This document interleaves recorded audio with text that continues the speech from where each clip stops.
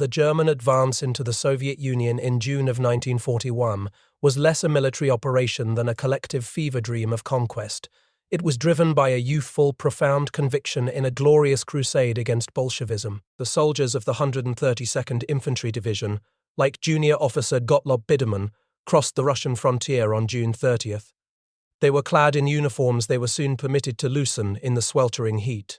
They marched beneath ecstatic headlines that touted the destruction of thousands of Soviet tanks and aircraft.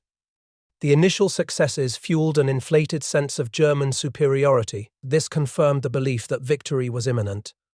But the vastness of the Eastern Front quickly devoured that optimism. The sheer scale of the operation immediately strained German logistics. This led to strained supply lines and the early ominous necessity of ammunition rationing. The promised blitzkrieg faltered against the reality of endless plains, choking dust, and bottomless mud. The environment was transforming into a brutalizing, isolating expanse. The abstract ideals of Germany's mission in the East quickly dissolved into the primal struggle for existence within the immediate unit. The soldiers felt decivilized, reduced to something resembling a prehistoric band focused solely on immediate survival. This dehumanization was intensified by the first direct contact with the enemy. Early optimism was shattered not by a grand defeat, but by the immediate visceral terror of a single sudden rifle shot that shattered the afternoon silence. A pounding heart, an instinctive dive for cover, and an internal debate about the necessity of killing replaced ideological fervor. Ricochets whistled and bounced, forcing men to scramble for cover amidst the dust and the acrid metallic smell of burnt cordite. This was not the clean, swift war of the propaganda posters. The tactical reality of this new conflict demanded a new kind of weapon. The war of rapid maneuver was giving way to the grinding, brutal war of attrition. This shift was symbolized by the introduction of the MG-42 light machine gun. Nicknamed the Hitler Saw for its terrifying high rate of fire, the MG-42 could fire up to 1,500 rounds per minute. The weapon became crucial for holding positions against overwhelming Soviet odds. It transformed open fields into concentrated killing grounds. Its deafening, ripping burst was the new soundtrack of the Eastern Front. It marked a commitment to a high-volume, deadly stalemate. The true cost of this attrition arrived with the death of close comrades. The loss of the machine gunner Robert, killed by a single bullet to the heart while providing covering fire, became a personal turning point. The initial excitement of the advance gave way to overwhelming sadness. This sadness eventually transitioned into a profound emotional desensitization, a numbing acceptance of death. The realization set in, this was not a swift crusade, but a prolonged, brutal struggle against a vast and determined enemy. The enemy was now galvanized by a powerful shift in Soviet propaganda. This propaganda was discarding communist rhetoric in favor of a fierce patriotic appeal to defend Mother Russia. The German soldiers' focus narrowed irrevocably. The only mission that mattered was the survival of the unit at his side. The strategic importance of the Crimean Peninsula was absolute. It was a vital fortress, deemed the pearl of Soviet Russia and the key to the Black Sea. After the grueling breakthrough of the pyrrhic Isthmus, the German advance toward Sevastopol immediately stalled. They ran headlong into deeply entrenched Soviet defenses. The environment itself was as hostile as the enemy. The vast, desolate Nogai steppe offered tormenting heat and a severe scarcity of potable water. This forced soldiers to rely on brackish sources that were often undrinkable. The campaign quickly devolved into a brutal, attritional war, centered on strongpoints like Mackenzie. Here, the German infantry faced the tenacity of the Soviet naval infantry. There were sailors equipped with semi-automatic rifles and PPS H-41 submachine guns. They were capable of unleashing immense firepower from their 72-round drum magazines. Repeated, massive Soviet infantry assaults tested German resolve to the breaking point. These attacks came in immeasurable numbers and multiple assault waves. They were often preceded by the terrifying guttural battle cry of "Ura!" The defenders, pushed beyond all human limits, met these waves with their own desperate defiance. This despair was exemplified by the haunting lament of one machine gunner. "I can't just keep on killing." The approach of winter layered misery upon the combat. German winter clothing was desperately inadequate. This forced soldiers to seek insulation by stripping enemy overcoats and gloves from the dead. The extended German supply lines, already tenuous, collapsed entirely. The onset of the muddy season turned trails into bottomless mires. Logistics became impossible. The campaign was grinding to a halt, not just due to Soviet resistance, but due to systemic German failure to master the environment. That amid the strategic failures, individual technical superiority offered temporary salvation. The versatile 88mm anti-aircraft gun, repurposed as the feared Flak 88, proved devastatingly effective against Soviet armor, but the constant manpower drain meant that the burden of stopping the tank assaults often fell directly onto the infantryman. The 37mm anti-tank gun, cruelly nicknamed the Army Doorknocker, was quickly outclassed. This forced men into the tense, close-quarters combat that defined the Eastern Front. Survival demanded steel nerves and split-second timing. When the Panzerfaust arrived, it offered a final, terrible answer. Confronting a steel colossus in the open, the infantryman was driven by a consuming rage against the immediate threat to his life.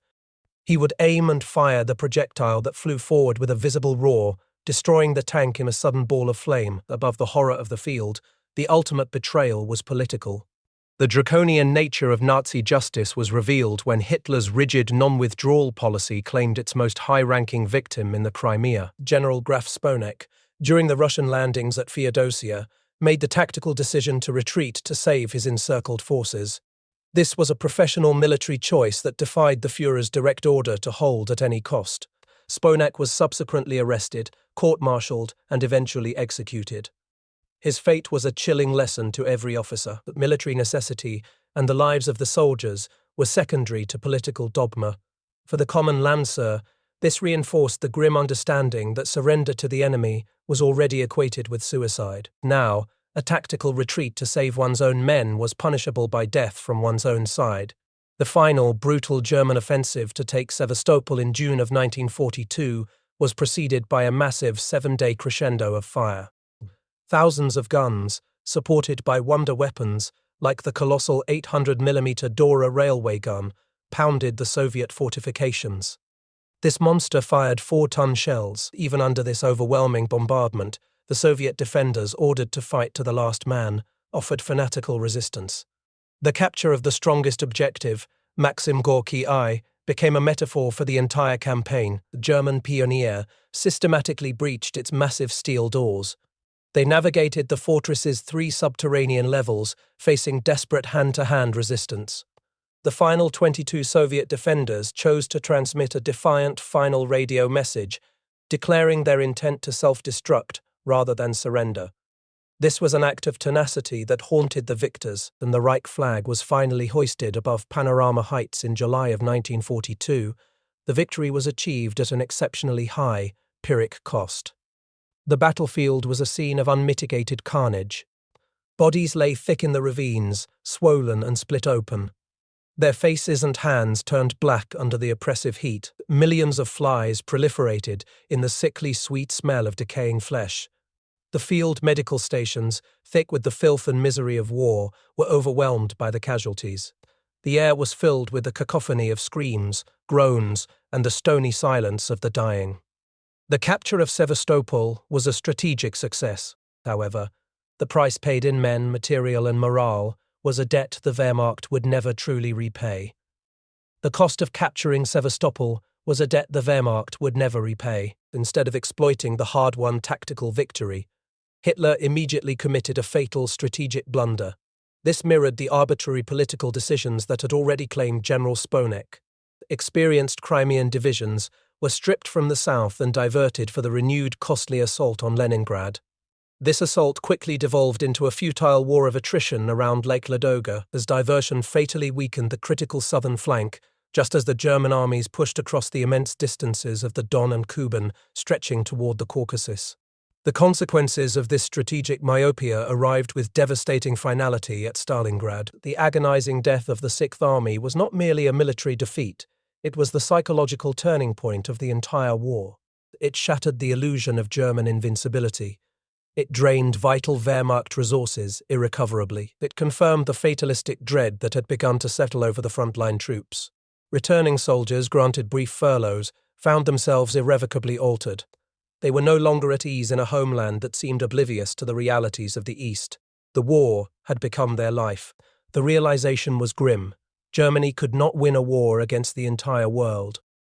The fighting devolved from maneuver warfare into a brutal, grinding war of attrition. Sheer material superiority began to dictate terms. The psychological transformation of the German soldier was now complete. It transitioned from initial excitement and subsequent profound sadness into a state of numbing callousness and hardened resilience. The men were fighting not for ideology, but for survival. They focused solely on the immediate unit at their side. Nothing signaled the shift in material balance more terrifyingly than the massed Soviet rocket attacks. The German infantrymen knew the sound of the enemy's incoming artillery, but the Soviet Katyusha rocket launchers, known to the German troops as Stalin's organs, were instruments of pure psychological terror. The feared German-made but now often turned against them Nebelwerfer carried the same terror. Their projectiles emitted a nerve-wracking, high-pitched scream that sent panic through the lines. It was a sound like a dozen express trains tearing through the air, followed by a devastating shock wave. The screaming, audible harbinger of mass death was the sound of the Eastern Front's material superiority asserting itself. It was a terrifying crescendo that crushed the will to resist before the infantry even arrived. By 1943, the German army was bleeding out. The brutal defensive struggle within the Pyrrhic bridgehead exemplified this state of attritional warfare. Soviet assaults commenced with overwhelming fury. They were characterized by massive waves of infantry supported by endless artillery and tanks. The landscape was transformed into a man-made hell of shell craters and shattered trees. The swamps were choked with the dead. The fighting often devolved into desperate hand-to-hand combat. It was here that the burden of command fell onto men who should have been following orders, not giving them.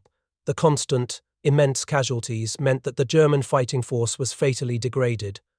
They were critically short of experienced officers and non-commissioned officers. The system began promoting junior ranks to fill the gaping holes, the eternal Gefreiters who bore the brunt of the war. These hardened veterans, often just corporals or sergeants, became the indispensable core of the Wehrmacht. Their resilience and combat experience held the line against the inevitable Soviet surge. The Prussian motto, "The life of a lieutenant is first to live and first to die," underscored the perilous existence of these rapidly promoted junior officers. They were paying with their lives for the strategic mistakes of their highest commander. The systemic decay was undeniable. The men were still fighting bravely, but they were doing so with dwindling hope. They carried the chilling realization that they were being consumed, slowly but surely, by the vast, unforgiving Eastern Front. And the summer of 1944 brought not relief but annihilation. The Soviet launch of Operation Bagration, the destruction of Army Group Center, was a catastrophe of unimaginable scale. The Russian offensive tore a 400-kilometer gap between Army Group North and Army Group Center. It shattered the front entirely. 20 German divisions were utterly destroyed in the Bobruisk pocket alone. This left behind thousands of shattered, demoralized fragments of regiments streaming west in leaderless panic. The subsequent Soviet armored corps pushed relentlessly. They reached Tukum by late July, sealing the fate of Army Group North. This forced the remaining German units into a continuous, desperate fighting retreat. As the German army collapsed, Soviet psychological warfare intensified. It aimed to break the will of the exhausted troops. Propaganda leaflets rained down on German positions, not with vague political slogans, but with chillingly accurate information. They detailed the specific losses of individual German companies and regiments. "For us, the war is now over," the leaflets proclaimed, urging surrender. The soldiers, cynical and hardened, often collected these for the sole purpose of latrine use. This was a morbid testament to their disillusionment, yet the despair was profound and personal. One Alsatian soldier received a letter from his mother, a desperate plea urging him to surrender to the Russians. It was a direct, treasonous undermining of German war aims. Lieutenant Biedermann, recognizing the moral complexity in the soldier's despair, chose not to report the letter. This illustrated the breakdown of ideological loyalty and the emerging moral void within the ranks. In Berlin, the political drama that summer seemed utterly disconnected from the carnage at the front. The clandestine and ultimately failed attempt to assassinate Hitler, the attentat of July 20th, was met with profound indifference by the frontline soldiers. The entire affair caused not a tear to be shed among men focused on the immediate visceral struggle for survival. They were concerned with the T-34 tank that might appear out of the fog. They worried about the sudden, terrifying scream of incoming rockets, not the fate of political generals in a distant capital. The once reverted aura of the Führer was destroyed. This left him, in their minds, as nothing more than a dictator in brown. But the consequences of the plot reached deep into the trenches. The regime, fueled by paranoia and seeking vengeance, unleashed a wave of arrests based on the ancient practice of Sippenverhaftung. This was the arrest of family members for the political crimes of kin. This brutality was starkly revealed by the fate of General Lindemann, a respected division commander. Although not directly involved in the attentat, his son was arrested. The general himself was hunted by the Gestapo. On September 3, 1944, Lindemann was shot.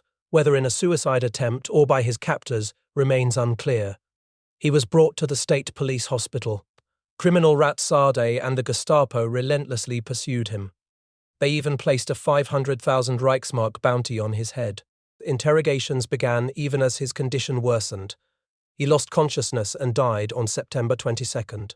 His death was cloaked in secrecy. His final words, witnessed by a nurse, were a desperate affirmation of duty despite betrayal. Said, "I am General Lindemann. I am innocent. I am dying for Germany. Please greet my wife." His clandestine death and burial underscored the regime's oppressive nature. It showed the regime's ultimate disregard for the lives of its professional soldiers. This internal betrayal solidified where the soldiers' true loyalty lay. It was to their comrades, the men whose survival depended on the ripping sound of the MG-42 and the split-second timing of a Panzerfaust crew. It was to the oath sworn to the fatherland, not to the Nazi party. Years of deprivation had eroded any sympathy for the political elite, the golden pheasants. Their brilliant plumage and perceived comfort contrasted sharply with the ragged, emaciated state of the Lancers. The mandatory Nazi salute became a symbol of despised authority. Soldiers developed small acts of passive resistance. They often carried their mess tins in their right hands to avoid having to give the stiff-armed gesture to passing officers. They were now fighting not for victory, but for survival. They focused on the immediate, desperate hope of seeing the nightmare end. The long-feared days of the Heldenklau, the desperate practice of commandeering rear-echelon personnel for frontline service, had fully descended upon the troops as they approached their last and final battlefield. The strategic collapse of Army Group Center in the summer of 1944 forced Army Group North into a desperate, continuous fighting retreat. This culminated in the final fateful decision that sealed the fate of hundreds of thousands of German soldiers. Beginning in late September, a massive Russian offensive north of the Duna River commenced. This necessitated the immediate evacuation of Riga. Operation Thunder was initiated. It funneled an entire army group westward through a narrow, treacherous corridor. This gauntlet was 45 kilometers long and 6 kilometers wide, running between Riga and Schlock. Day and night, dusty columns of trucks, tanks, and exhausted infantry filed through this bottleneck. They mingled with lines of Latvian refugees, whose wagons and handcarts were piled high with meager belongings. Their haunted eyes reflected the war's devastation. By the first days of October, Soviet artillery was within range of the corridor. This turned the retreat into a deadly race. Lieutenant Biedermann's column approached the Duna Bridge at 0030 on the night of October 12th through 13th. This was just hours before the bridge, their final link to the west, was demolished at 0500. The division was now trapped. Hitler, displaying the same rigid obstinacy that had destroyed the Sixth Army at Stalingrad, flatly refused to evacuate the remaining forces. Despite the strategic advice of General Oberst Guderian, who argued for a withdrawal to strengthen the Reich's borders, Hitler insisted on holding the Courland Peninsula. This decision condemned the men to a hopeless holding action. They were fighting with dwindling resources against overwhelming Soviet odds. The Courland bridgehead, far from being a strategic asset, became a death trap. It was a desperate holding action, with no realistic prospect of offensive use. The command structure overseeing this futile resistance was marred by figures like General Oberst Schörner. He was a feared officer, whose fanaticism and volatile temper were notorious. Schörner's leadership was once assessed by General of Mountain Troops Detail as better suited for a field police role. He was obsessed with maintaining political loyalty and ruthless discipline. He implemented punitive transfers to the infantry, a sentence that had taken on a new, ominous meaning. This demoralized troops and undermined the concept of honor. And Lieutenant Biedermann, summoned for a frontline inspection, gave an honest, bleak report detailing troop shortages. Schörner reacted poorly. He was allegedly detached from the true horror of the front. This led to the author's subsequent arrest. This incident highlighted the profound disconnect between the political zealots in command and the desperate reality faced by the men in the trenches. As the army decayed, the practice of Heldenklau, the stealing of heroes, accelerated. This reflected the desperate search for manpower. Cooks, clerks, and even the walking wounded were pulled from rear echelon jobs and thrown into the front lines to meet emergencies. The war had become an insatiable meat grinder. It was demanding the sacrifice of every available man, no matter how unprepared. The once proud Wehrmacht was now reduced to skeletal remnants. They were relying on the resilience of the few remaining veterans. In January of 1945, Lieutenant Biedermann, a decorated tank destroyer, was granted a temporary furlough. This was a rare prize earned through sheer combat merit. This brief respite provided a horrifying glimpse into the collapse of the homeland. Boarding a fishing vessel for Danzig, he witnessed the Reich imploding. Cities had vanished into hideous piles of ash and rubble.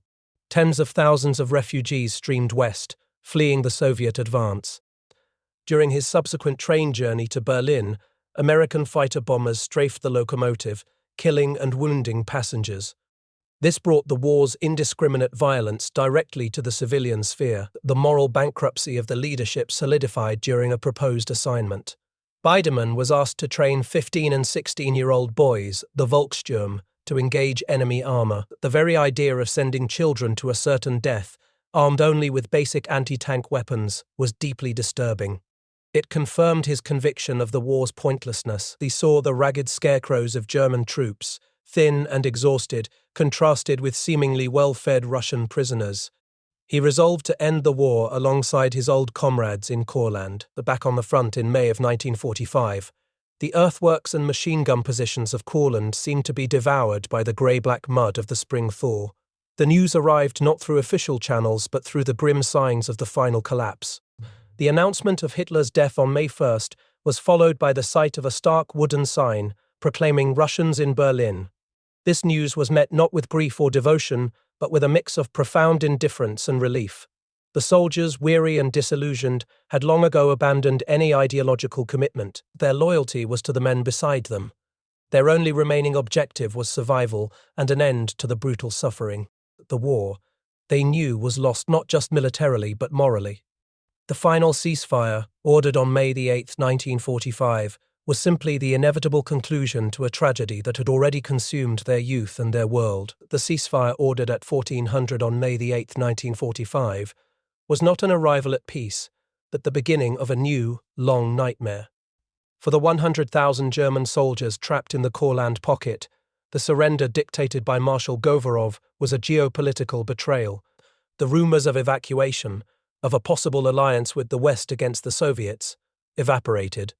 They were replaced by the grim realization that they had been abandoned, that they were condemned to years of brutal captivity as reparations for the war damage inflicted upon the Soviet Union. The immediate aftermath was chaos. The surrender order to display white flags and unload weapons was followed instantly by the separation of officers and enlisted men. This was followed by the systematic plundering of the prisoners by the victorious Red Army soldiers. The plundering was only temporarily halted by the arrival of a Cossack escort. The German troops, pale, thin from malnourishment, and clad in uniforms ragged from months spent in bunkers, were a stark contrast. They contrasted with the well-fed, newly uniformed Russians who celebrated their victory with dancing and celebratory gunfire in a nearby cemetery. The final morally corrosive stages of the war were now laced with traps and humiliation. The memory of the Soviet box mines, the Kindersiege, children's coffins, now seemed to encompass the entire brutal legacy of the conflict. It was a grim symbol of the loss of innocence and the expectation of death that had defined their existence. The officers, stripped of their sidearms, were forced to endure the shearing of their heads. They began the immediate, dehumanizing march into the unknown. Captivity was not about adherence to the Geneva Convention. It was about labor and retribution. The Soviet regime made this clear. They officially stripped the officers of their rank and rights, reducing them to mere labor units. The forced march continued for days, through swamps and forests under heavily armed guards. It was a journey characterized by maddening hunger. Men, desperate to stave off starvation, resorted to eating grass and chewing tree bark. Those identified with Waffen-SS blood group tattoos were quickly separated. They disappeared into the void of the Soviet penal system. Life in the camps, such as Borovitsky, was a relentless struggle against starvation and psychological torment. The winter of 1945 through 1946 became a mass grave, claiming 1 in 3 prisoners. The ground was frozen to the consistency of concrete. This turned burials into a grim, exhausting task of dragging corpses to softer swamp soil. Adding to the misery was the constant threat of internal collaboration from Antifa, anti-fascist cells. These cells, fueled by the desperation of starvation, turned comrade against comrade. Yet, amidst this profound cruelty, moments of human connection and unexpected arbitrary leniency emerged. The soldier's luck that had saved Biderman on the front occasionally followed him into the camps. This occurred whether through the unexpected kindness of a camp physician or the communal effort in the sauna to combat the incessant lice. Years later, when the cattle cars were prepared for the final transport west, a surge of hope broke through the apathy. But even the journey home was marked by a final act of ideological humiliation. At the border, the emaciated survivors were inspected. Oberleutnant Hans Hirth, clutching a hidden iron crosser symbol of his past allegiance, was discovered. A Soviet officer seized the award and destroyed it. He ignored Hirth's desperate plea to tell his parents what had happened. Gottlob Biderman survived 1080 days of Soviet captivity. His return was not met with elation, but with a profound, overwhelming emptiness.